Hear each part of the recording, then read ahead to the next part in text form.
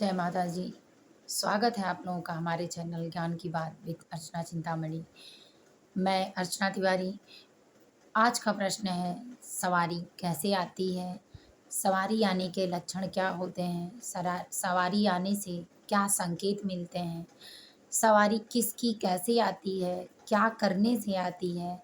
और क्या करें सवारी आने के बाद?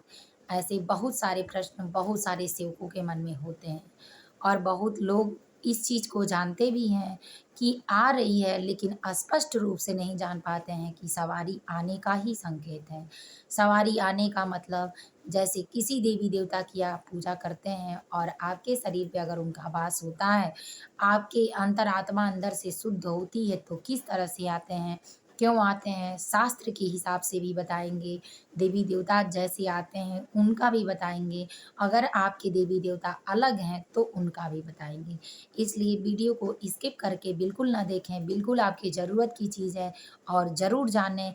हो सकता है कि आपके साथ, आपके अगल-बगल या आपके आने वाले कुल परिवार में, आपके बाल-बच्चों में ये चीज़ें हों, तो आप आसानी से जानकर उस तरह अपना काम करके अच्छे से सवारी आने का, जिस तरह का जो चीज़ होगा आप समझेंगे और उसी हिसाब का पूजा पाठ कर लेंगे, तो शांति भी मिलेगी। और आने के बाद अगर शरीर में दर्द वगैरह जो भी चीज़ें होती हैं, वो कितने दिन बाद ठीक होती हैं, ये सारी चीज़ें बताएँगे। काफ़ी अनुभव के बाद, बहुत-बहुत संत महात्मा लोगों की बातों सुनने के बाद और इस पे डिस्कस करने के बाद ही इस बात को तात्पर्य रूप से व्यवस्थित रूप से आर्थिक रूप से सारी चीज़ों की समस्या जितनी भी एकत्रित थी, सारी बातों की मैंने करके, सबसे बातें करके जानी है, तब जाके आपको बता रही हूँ। इसलिए ये बातें बिल्कुल सच हैं और बिल्कुल सत्य हैं, शास्त्र रूप से भी और साधु महात्माओं से जानने के बाद भी, और क्यों इस तरह से होता है ये भी। तो चलिए जानते हैं संकेत सबसे पहले।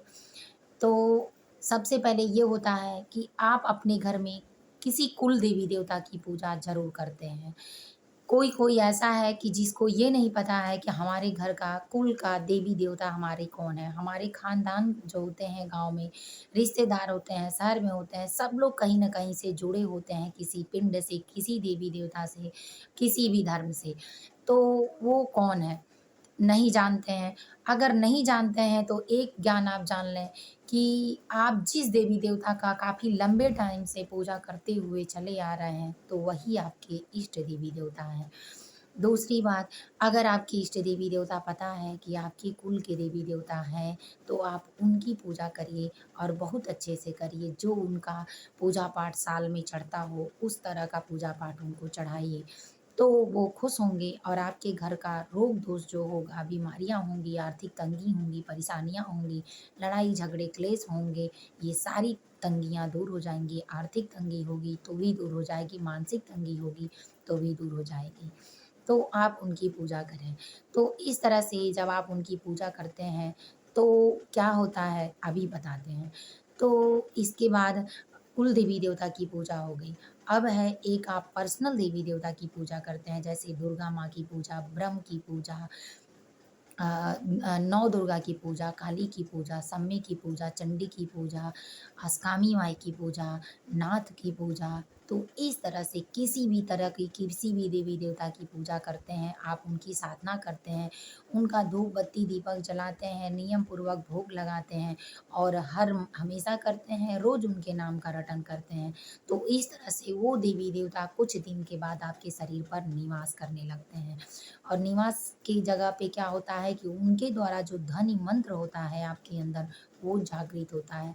जब जागृत होता है तो आपके अंदर उस मंत्रों की जो आभा मंडल बनती है चारों तरफ, वो जागृत मंत्र जो होता है, वो जो हवा होती है, वो आपके अंदर समाहित होती है।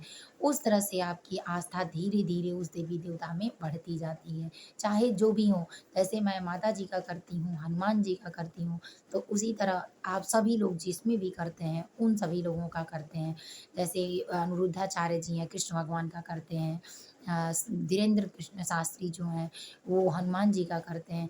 इस तरह से जो साधक हैं, वो सभी किसी न किसी देवी-देवता की पूजा करते हैं और उनकी साधना में लीन रहते हैं और नवरात्रि में किसी अच्छे पर्व पे या रोज़ के पर्व पे जो भी है उनकी नित्य पूजा करते हैं। तो इस तरह से उनकी साधना धीरे-धीरे बढ़ती जाती है, उनकी आस्था बढ़ती जाती है और उनके अंदर वो चीज़ें समाहित होती जाती हैं।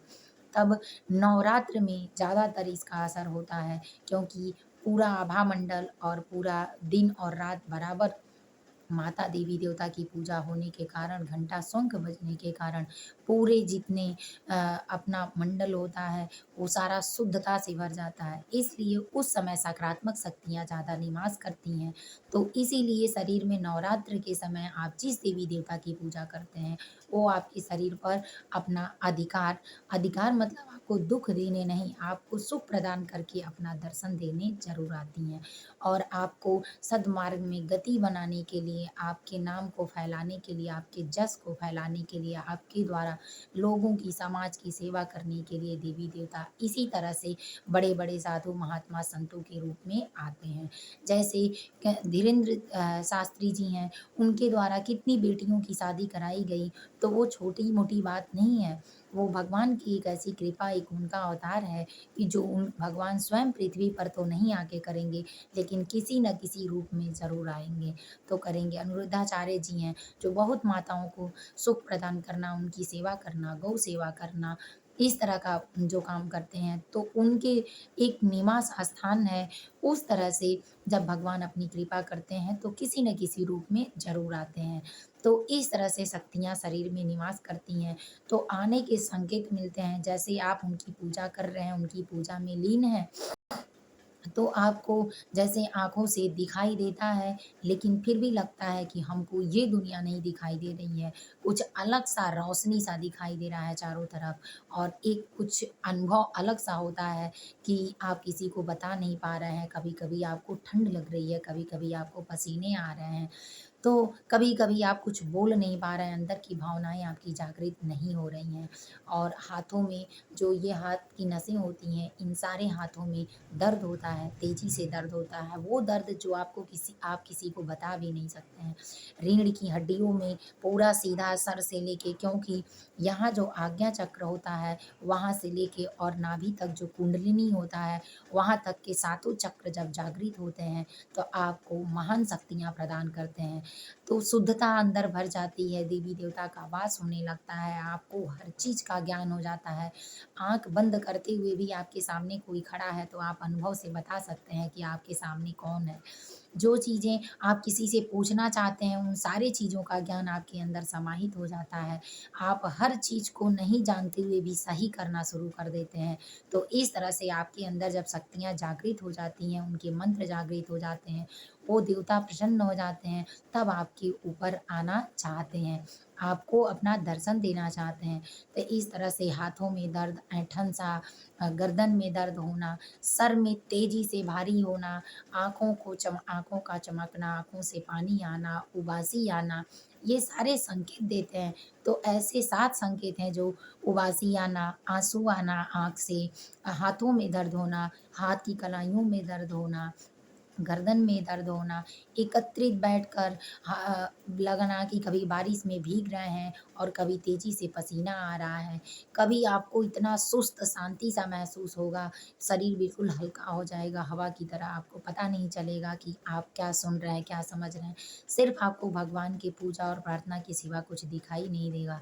तो निश्चित रूप से समझ लीजिए कि भगवान आपके ऊपर अपनी सवारी लेके भगवान आपके ऊपर सवारी दे रहे हैं, आना चाहते हैं और आप पे प्रसन्न हैं आपकी पूजा से। इस पूजा में आपको टाइम बढ़ाने का मन करे और उनका भजन कीर्तन में और ज़्यादा व्यस्त होने का मन करे और जितना आप करते हैं वो आपको कम लगे, तो ये समझ लें कि भगवान प्रसन्न हैं, हमारी पूजा प्रसन्न है, पूजा स्वीकार कर रहे हैं और हमारे ऊपर आना चाहते हैं, तो इससे घबराएँ नहीं। अगर सवारी आ जाती है, तेज़-तेज़ रोना शुरू हो जाता है, हँसना शुरू हो जाता है, आप परेशान होते हैं फिर भी बोल नहीं पाते हैं, आपकी आवाज़ चेंज हो जाती है, तो परेशान ना हों। ये भगवान सब जानते हैं कि आप ज़्यादा देर सहन नहीं कर पाएँगे, इसीलिए कुछ देर रहने के बाद जाएँगे, लेकिन आपके शरीर में वो थकान, दर्द महसूस होगा, जो आपको बहुत आकस्मिक चोट किसी और बीमारी से भी नहीं महसूस होगा। आपके शरीर में ऐसा लगेगा कि कुछ है ही नहीं, आप सुन रहे हैं, तो घबराएँ नहीं। 1 हफ्ते में आपका शरीर फिर जैसे थे उससे ज़्यादा अच्छा होगा, आप बेटर महसूस करेंगे, आपको खुशी मिलेगी। बस 7 जगह कपूर रख कर जलाएँ और जो देवी-देवता हैं, उनकी प्रार्थना करें कि हमें हमारी भक्ति को स्वीकार करिए, हम आपके भगवत चरण में लगे रहें, ऐसा आशीर्वाद दीजिए। हमसे कोई त्रुटि हो तो क्षमा करिए, अपना कृपा दृष्टि हम पे बनाए रखिए। तो भगवान निश्चित रूप से आपकी सुनेंगे, चाहे जो देवी-देवता हों, आप पे प्रसन्न होंगे, आपको खुशियाँ प्रदान करेंगे। अगर ऐसी जानकारी अच्छी लगी हो और आपको सही लगता हो, बिल्कुल सही, शास्त्र निर्दिष्ट के द्वारा, तो वीडियो को लाइक करना ना भूलें, शेयर ज़रूर करें। अगर आपने सब्सक्राइब नहीं किया है, तो अगली वीडियो आप तक जल्दी पहुँचे और आपको और सारी चीज़ें का ज्ञान जल्दी से मिल जाए, वो भी घरेलू, तो समझ लीजिए, तो सब्सक्राइब कर दीजिए। जय माता जी, हर हर महादेव, माता रानी आप लोगों की सदा कल्याणकारी प्रभाव रखें।